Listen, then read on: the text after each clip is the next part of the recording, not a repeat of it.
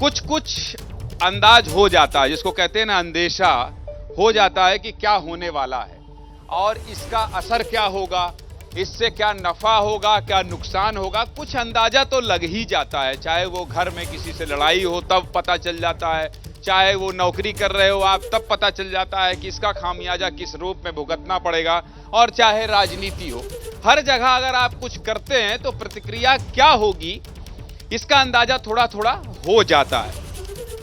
अंदाजा तो था डॉट डॉट वाले इंडिया गठबंधन को, यह अंदाजा तो था कि ये बोलेंगे तो ऐसा हो सकता था कि अगर हम सनातन के बारे में कुछ बोलेंगे तो क्या होगा। क्या इसका अंदाजा नहीं था?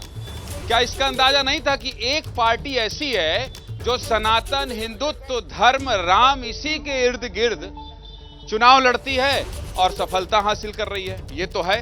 तमिलनाडु में अगर बोल दिए स्टालिन के बेटे, डीएमके के नेता, शिक्षा मंत्री सनातन पर लगातार हमलावर हैं, तो क्या इस बात का अंदाजा नहीं था कि इसकी जो छींटे हैं वो आई डॉट डॉट वाले इंडिया गठबंधन तक पहुंचेंगे?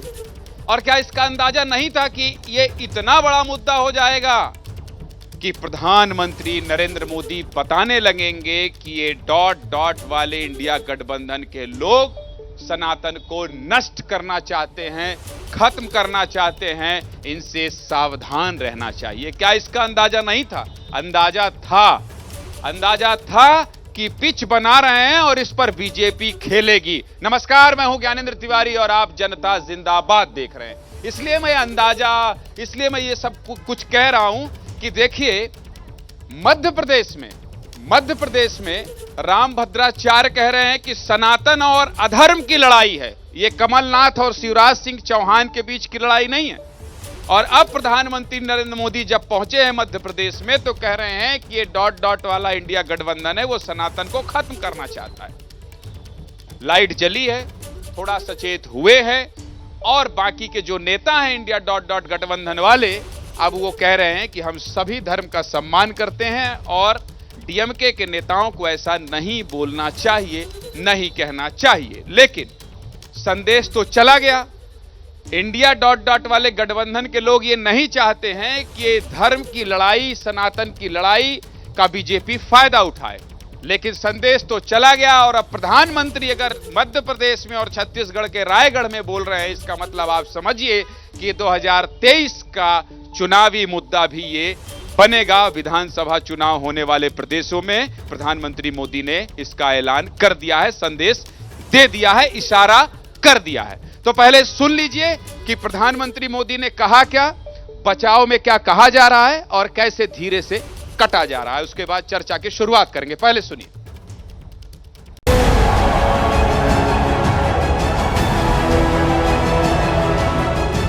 जिस सनातन को गांधी जी ने जीवन पर्यंत माना, जिन भगवान श्री राम ने उनको जीवन भर प्रेरणा दी, ये गठबंधन गठबंधन के लोग उस सनातन परंपरा को समाप्त करना चाहते हैं। जिस सनातन से प्रेरित होकर स्वामी विवेकानंद ने समाज की विभिन्न बुराइयों के प्रति लोगों को जागरूक किया, आज उसी सनातन को ये इंडी गठबंधन तहस नहस करना चाहता है।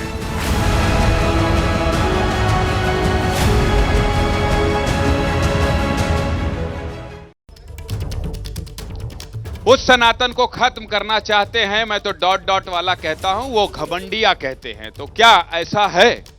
क्या ऐसा है या फिर चुनावी पिच में इसका फायदा उठाने के लिए निकल पड़ी है बीजेपी? आज इसी पर जनता जिंदाबाद करेंगे, लेकिन पहले कौन कौन है और कैसे कैसे आए हैं, क्या क्या परिधान है, इनका देख लीजिए। वाह वाह आलोकवत जी, स्वागत है आपका जनता जिंदाबाद में, नमस्कार कर लीजिए। इसके अलावा राकेश सिंह हैं, बीजेपी के प्रवक्ता हैं, इनका भी स्वागत है। सौरभ दुबे हैं, पॉलिटिकल एनालिस्ट है, इनका आज जन्मदिन है, इसलिए इनके लिए ताली बजा दीजिए भाई। कब है? कल है? अच्छा ठीक है, कल है, बजा दीजिए। कल हो सकता है हम हो ना हो, कल हो ना हो, नहीं आप रहेंगे, आप हमेशा रहेंगे। कल हम हो ना हो, नहीं सब रहेंगे। आप कल हम यहाँ हो ना हो, आप बिल्कुल रहेंगे, आपके बिना तो होगा ही नहीं संपन्न कार्यक्रम। हाँ तो इनको भाई जन्मदिन की बधाई कल भी दे दीजिएगा, हम अपना काम किए ले रहे हैं आलोक जी, क्यों? और इसके अलावा हाँ ठीक है, नहीं कटेंगे। रत्नेश मिश्रा हैं, कांग्रेस के नेता हैं, परविंदर सिंह सेठी हैं, पॉलिटिकल एनालिस्ट हैं, और सैयद जव्वाद हैं, पॉलिटिकल एनालिस्ट। सबसे पहले बातचीत सैयद जव्वाद से करते हैं। आदमी ठीक हैं, भटक जाते हैं, और भटक जाते हैं जब ये, तो फिर कहीं लटक न जाए, इसलिए मैं इनको सावधान करते रहता हूं। सबसे पहले जव्वाद साहब ये बताओ, आपकी एक दिन मैं कर रहा था जब स्टालिन के बेटे ने कहा था, तब भी जनता जिंदाबाद किया, और जब वहां के शिक्षा मंत्री, क्या नाम है वो, कुछ नहीं चंद्रशेखर यादव नहीं भाई, तमिलनाडु वाले बोले थे, अरे उनका कुछ नाम है, पोडी मोली क्या ना, हाँ ठीक है, तो वो बोले थे, तब भी मैंने जनता जिंदाबाद किया था। और मैं ये कहा था कि इसका फायदा बीजेपी लेगी। अब देखिए, चुनावी राज छत्तीसगढ़ मध्य प्रदेश में सनातन को नष्ट करने की बात प्रधानमंत्री मोदी कर रहे हैं कि ये घमंडिया लोग ऐसा करना चाहते हैं। देखिए, आपने कहा था भटकाने की बात, लेकिन भटकाने की बात अगर कोई करता है तो भारतीय जनता पार्टी के लोग करते हैं, और मुझे बड़ी तकलीफ होती है कि मेरे देश के प्रधानमंत्री, मेरे प्रधानमंत्री मुद्दों को भटकाते हैं। कल पूरी भारतीय जनता पार्टी जश्न में डूबी हुई थी, और हमारे 3 जवान जो है वो शहीद हो गए। उसके ऊपर भारतीय जनता पार्टी ने एक लफ्ज नहीं बोला, माननीय प्रधानमंत्री जी ने एक लफ्ज नहीं बोला, और न ट्वीट करा। और लेकिन जब आपने कहा कि हमने मास्टर स्ट्रोक मार करके धारा 370 खत्म कर दी, आतंकवाद पे चोट कर दी, तो जवाब जनता को देना चाहिए, और जवाब देना पड़ेगा कि क्या हुआ। धारा 370 हटाने के बाद क्या आतंकवाद खत्म हो गया? आपने नोटबंदी करी देश के अंदर। ए भाई, ए माले, एक मैं सब ना, अरे जब्बाद भाई, अरे रुक जाओ। आतंकवाद शहादत को नमन है, और जिन्होंने खोया है उस दर्द को, उस कष्ट को सब महसूस करते हैं। जब्बाद भाई, एक सेकंड। अच्छा, मैं ये कह रहा, मैं आपसे ये कह रहा हूं, ये बात कोई मानेगा कि देश के लिए जो शहीद जवान है उस पर कोई जश्न मना सकता है, कोई हंस सकता है, कोई मानेगा? अरे क्या बात करते हो यार जब्बाद भाई। अरे आपको मैं बड़े सम्मान पूर्वक कहता हूं कि जिस वक्त देश के अंदर पुलवामा हुआ तो माननीय प्रधानमंत्री जी जो है जाके फोटोग्राफी कर रहे थे, और फिर उसके बाद जाकर के अच्छा ठीक है, वोट मांगेगा, शहीदों का अपमान नहीं था, और क्या था? हाँ क्या, एक सेकंड, जनता जहां बताइए। वो सब 2019 इलेक्शन में हो चुका, जो भी बोल रहे हैं ना, पुलवामा हुआ, फलाना हुआ, ढिमकाना हुआ, वो तो 19 में हार गए हैं, उसमें तो 19 में हार गए हैं। अच्छा ठीक है, देखिए, माननीय प्रधानमंत्री जी को काम धंधों पे तो बोलना नहीं है, सनातन पे बोले पे, मतलब 9 साल काम करने के बाद भी अगर आपको राम की शरण लेनी पड़ रही है तो फिर मुझे लगता है कि आपका प्रधानमंत्री ना होना ही। राम का शरण तो पूरे जीवन लेना चाहिए, 9 साल नहीं, पूरा जीवन काट दो गुरु। अच्छा, मैं ये कह रहा हूं कि ये मौका किसने दिया? ये मैं आपकी बात से सहमत हूं।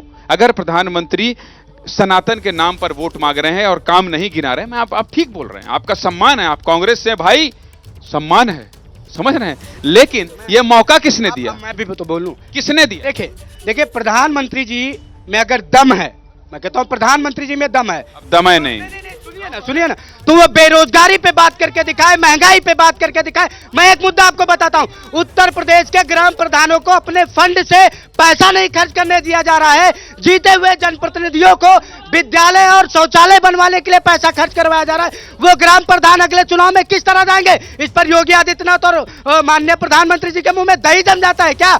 ठीक है, नहीं पता है कैसे? अच्छा ठीक है, आलोक आ रहा हूं। कहा प्रधानमंत्री में दम नहीं है, अरे दम तो विश्व देख रहा है, एक एक आदमी विश्व का नेता पैर में गिर रहा है, और कह रहे हो दम नहीं है। 56 इंच सीना वाले को तुम कह रहे हो सब शांत रहो, शांत रहिए आप, अभी मेरे को बोलने दीजिए। अच्छा, स्मार्ट सिटी में सुनिए बबुआ, ट्रेन में सफर किया, बबुआ बात सुना, बबुआ आप चुप रहा, पहले इनको चुप कीजिए। अरे रुको यार, इतना सम्मान पा गया, पचा नहीं पा, रुको आ रहे हैं ना, ऐसे नहीं होता, ऐसे नहीं होता। बबुआ हमारी बात सुन लो, विश्व में 5वीं सबसे बड़ी व्यवस्था तुमने खड़ी की, हम तीसरी हैं। बोलने दो यार, बोल। ए राहुल, इनको क्या ले चलो। 11 करोड़ मकान तुमने बनाए, शौचालय तुमने बनाए, एयरपोर्ट का निर्माण तुमने किया, आगे विश्व को वसुधैव कुटुंबकम के राह पर ले चलने का काम तुमने किया। 60 साल में 382 अरब डॉलर का घोटाला करने के बाद क्या किया तुमने? आज तुम्हारे सारे नेता, राहुल गांधी, प्रियंका गांधी, सारे जितने आ रहा हूं। एक मैसेज आया हमारे वरिष्ठ सहयोगी हैं सिद्धार्थ जी ने कहा है, क्या खूब कहा, राम की शरण तो पूरे जीवन लेना चाहिए, तुम्हारे अंदाज को मिस करेंगे। मिस तो हम भी आपको बहुत करेंगे। सिद्धार्थ जी, हाँ बोलिए। देखिए, सनातन धर्म पर ये लगातार कह रहे हैं जावेद सब्बात भाई कि भटका रहे हैं। भटका कौन रहा है? अरे तमिलनाडु का शिक्षा मंत्री बोल रहा है कि सनातन को उन्मूलन करना है। अरे उन्मूलन तो उनका होने जा रहा है। उसके बाद प्रियांक खड़गे, जो खड़गे के बेटे हैं वो भी मंत्री हैं, ये छोटे मोटे नेता नहीं है। और उन्होंने कहा कि 26 गठबंधन आ रहे हैं सिर्फ सनातन का उन्मूलन करने के लिए। तो चेतावनी नहीं, आपको नहीं पता है, यही कहा, ये आपको नहीं पता है ना सारे के। उन्होंने जनता आप एक बार सुन लीजिए, जब वो बोल रहे हैं तो आप एक बार पहले सुन लीजिए। बताइए, सनातन का मसला आप लोगों ने देखा होगा, प्रधानमंत्री ने आज कह दिया कि नष्ट। सबसे पहली बात तो मैं ये बोलूंगा, ये जो कह रहे हैं हमारे प्रधानमंत्री में दम नहीं है, दम किस में? तुम्हारे पप्पू में दम है। अरे यार ऐसा न बोल, ऐसा न बोल। प्रधानमंत्री में इतना दम है कि सारे दुनिया के प्रधानमंत्री और राष्ट्रपति को बिना चप्पल के चलाना सिखा दिया राजघाट पे। इतना दम है हमारे प्रधानमंत्री में। और सुनो, 5 साल बाद छोड़ो, इसके बाद हमारा बाबा बुलडोजर भी उतना ही दम दिखाएगा जितना हमारा मोदी जी दिखा रहे। आम आदमी है भाई। ये सनातन से जो अभी आप बात कर रहे थे ना, सनातन से भटकाने का कोशिश प्रधानमंत्री या बीजेपी सरकार नहीं करती है। सनातन का मुद्दा हमेशा जो इंडिया अलायंस है वो उठाती है। वो हमेशा जो है विवादास्पद बयान देके जो है मुद्दों को भटकाने का कोशिश करती है और ध्रुवीकरण की राजनीति करती है। ठीक है परविंदर भाई, आ रहा हूं मैं। सौरभ भाई आ रहा हूं। मैं बात को ना शुरू से शुरू करता हूं। शुरू से मत करिए, बीच से कर लीजिए। मैं ये किस लिए कहता हूं कि जिस कोई भी व्यक्ति अगर इस तरह की स्टेटमेंट देता है उसका मैं कड़े शब्दों में विरोध करता हूं और किसी को भी नहीं करना चाहिए। लेकिन आप इस बात को समझिए, किसी की ताकत, किसी की औकात नहीं है कि सनातन धर्म को खत्म कर सके। इस तरह की भाषा देश के प्रधानमंत्री को नहीं करनी चाहिए। माइनॉरिटी कहां जाएगी? जहां 80% इस देश के अंदर सनातनी है, पूरे विश्व के अंदर फैले हुए हैं, जो छोटे छोटे कम्युनिटीज हैं, वो कहां जाएंगी? देश के प्रधानमंत्री अगर ये कहते हैं और इसको राजनीतिक मुद्दा बनाते हैं तो ये बड़ी शर्म की बात है। आप अपना रिपोर्ट कार्ड लेके जाइए, आप बताइए हमने देश में 9 साल में क्या करा। हमने महंगाई पे 80% लोगों की भावनाओं को आहत करने वाला परमिंदर जी बयान नहीं देना चाहिए, नहीं देना चाहिए। सौरभ ना, सौरभ जी आ रहा हूं आपके पास आ रहा हूं। देखिए, सबसे पहले तो जो हमारे वीर जवान शहीद हुए हैं, मैं और पूरा 140 करोड़ देशवासी उनकी शहादत को प्रणाम करते हैं। अब देखिए, जो ये कुंठित कुनबा है, इनका कॉमन मिनिमम प्रोग्राम है। इनका कॉमन मिनिमम प्रोग्राम ये है, सनातन पर वार, संविधान पर प्रहार और भारत के खिलाफ दुष्प्रचार। इससे ये बाहर नहीं निकल पा रहे हैं। इनकी जितनी मीटिंग हो रही है इसी के इर्द गिर्द हो रही है। सनातन से पूरा विश्व प्रभावित है। सारे देश के राष्ट्रपति और प्रधानमंत्री आकर के भारत की जय जयकार कर रहे हैं, वो सिर्फ सनातन धर्म की वजह से। अगर विश्व में, अगर ये भारत में सनातन नहीं होता तो ये मुल्क ईरान, इराक, इजराइल उस तरह से होता। आज भारत विश्व गुरु इसीलिए है क्योंकि इसकी जड़ में सनातन है और हम सनातनी हैं, इस पर गर्व है। जो लोग इसका विरोध कर रहे हैं उनको इस पर शर्म आनी चाहिए कि आप स्वयं, आपका नाम करुणानिधि, फराना निधि है और आप उसी सनातन नाम का विरोध कर रहे हो। इस विरोध से आपको कुछ नहीं मिलेगा। भारत को आगे बढ़ाना है तो सनातन संस्कृति के साथ ही यह विश्व गुरु बन सकता है। देखिए, अब बड़ा बोले यार, बड़ा ताली बज गया है। हाँ बोलो, जब बात में देखिए, पॉलिटिकल बहरूपिया जो होते हैं वो भारतीय जनता पार्टी में एक से एक पड़े हैं। अभी आपको पता है उदयनिधि बहरूपिया बोल रहे हैं। भारतीय जनता पार्टी के लोग तो पॉलिटिकल बहरूपिया हैं। अभी उदयनिधि स्टालिन ने जब ये बयान दिया तो उससे पहले पूछिए कि भारतीय जनता पार्टी का गठबंधन उनके साथ रहा या नहीं रहा। और अभी जब उनके फादर आए थे, ये देखो, एक सेकंड, अरे रुको, अब देखो ये पकड़ रहे हैं। अब देखो ये हाथ, एक सेकंड, ये देखो हाथ पकड़ ले रहे हैं, चिल्ला रहे हैं, बोलना नहीं दे रहे। और इनसे कुछ कह देंगे, इनसे जब बात से अभी कुछ कह देंगे तो अभी 14 लोगों की लिस्ट आई है। हमारा भी कहीं नाम जुड़वा देंगे। 15 में आपका था। अरे हम बहुत सज्जन अच्छा, आदमी हैं। अच्छा हुआ मुद्दों पे बात करने लगे। हैं? अच्छा हुआ मुद्दों पे बात करने लगे। जो आप कह रहे हैं कि जब्बात भाई, जब्बात भाई, मैं हमेशा मुद्दों की बात करता हूँ। मैं आपकी बात तारीफ नहीं कर दो यार। मैं आप बहुत अच्छा दूसरी लिस्ट भी निकल जाएगी। आप बहुत अच्छा कर रहे हैं, ऊपर वाला आपको तरक्की करे, लेकिन प्रेस के अंदर बहुत से बहरूपियां हैं। अरे ठीक है। जो लोगों की मुद्दों की बातें ना करके दिन रात हिंदू मुसलमान करते हैं, भाई से भाई को लड़ाते हैं, और भारतीय जनता पार्टी के इशारे पे काम करिए। चलिए आ रहा हूँ, हाँ आ रहा हूँ। जल्दी आ रहा हूँ। आनंद जी भैया, हमारे अयोध्या में एक कहावत है, अगर आप पापियों के बारे में चर्चा करेंगे ना तो आपको भी पाप लगेगा। मैं तो कहता हूँ कि स्टालिन, फलाना, ढिमाका, ये जो सनातन विरोधी लोग हैं ना, चर्चा कौन कर रहा है? चर्चा कौन कर रहा है? चर्चा आप कर रहे हैं, और आप चर्चा कर रहे हैं, और चर्चा के बाद ये कहते हैं एक तरफ तो अंदर की बात निकल आती है, ये सनातन को समाप्त करेंगे, राहुल गांधी सनातन को समाप्त करेंगे। हैसियत नहीं है किसी की। मुगल आए, तैमूर आए, गौरी आए, गजनी आए, अरे उन्मूलन इंडी गठबंधन का होने जा रहा है। मेरा धर्म इतना मजबूत। जल्दी ब्रेक पर जाना। जब नाश मनुष्य पे छाता है, पहले विवेक मर जाता है। तुम सेल्फ गोल कर रहे हो, तुम सनातनियों को गाली दे रहे हो। तुम्हारा ये भविष्य जनता तय कर देगी। 2024 में फिर से रोक दिए जाओगे और मोदी फिर से वापस जनता जिंदाबाद। आज सनातन के मसले पर हम कर रहे थे कि प्रधानमंत्री मोदी ने कैसे चुनावी राज्यों में जाकर ये कहा है कि सनातन को नष्ट करने वाले हैं ये घमंडिया गठबंधन। लेकिन इसी बीच एक बड़ी खबर आ रही है। खबर क्या है वो आपको बता देता हूं कि मुंबई के रनवे में बड़ी खबर आ रही है मुंबई से कि एयरपोर्ट पर चार्टर्ड प्लेन क्रैश हो गया है। बारिश की वजह से रनवे पर विमान फिसल गया है और 6 यात्री इसमें सवार थे, 2 क्रू मेंबर सवार थे। हादसे में 3 लोग घायल हो गए हैं, जिन्हें अस्पताल में भर्ती कराया गया है। तो ये दुखद खबर मुंबई से है। मेरे सहयोगी मृत्युंजय जुड़ रहे हैं, मृत्युंजय से बात कर लेता हूं कि बताइए, जो लोग घायल हैं उनका इलाज चल रहा है, उनकी स्थिति ठीक है मृत्युंजय भाई, और कैसे हुआ ये हादसा? ज्ञानेंद्र, देखिए पिछले कुछ घंटों से मुंबई के उपनगर इलाके में खास करके जो अंधेरी सांता क्रूज का इलाका है, यहाँ बहुत तेज मूसलाधार बारिश हो रही थी। 5:45 पर वाइजैक से मुंबई के लिए एक चार्टर विमान जो पहुंची थी और मुंबई एयरपोर्ट पर लैंड कर रही थी। लैंडिंग के दौरान मुंबई एयरपोर्ट का मेन रनवे है, रनवे नंबर 27। इस रनवे नंबर 27 पर यह चार्टर प्लेन क्रैश हो गया और इसका जो नोज व्हील यानी आगे का जो पहिया होता है वो निकल गया। इस चार्टर विमान में 6 यात्री सवार थे और 2 क्रू मेंबर सवार थे। जो जानकारी मिली है उसके मुताबिक 3 लोग घायल हुए हैं और उनको तुरंत नजदीकी अस्पताल में भर्ती कराया गया है। लेकिन जो सबसे महत्वपूर्ण बात यह है कि चार्टर विमान क्रैश हो जाने की वजह से मुंबई एयरपोर्ट को बंद करना पड़ा है, यानी विमानों की आवाजाही बंद हो गई है। कोई भी विमान न टेक ऑफ कर रहा है न ही लैंडिंग कर रहा है, यानी कई विमान जो है वो अब कैंसिल करने पड़ेंगे। आपको बता दें कि ये जो चार्टर विमान है वो VSR वेंचर लियरजेट 45 एयरक्राफ्ट है और इसका जो रजिस्ट्रेशन नंबर है वो VTDBL है। ये वाइजैक से मुंबई के लिए विमान आ रहा था।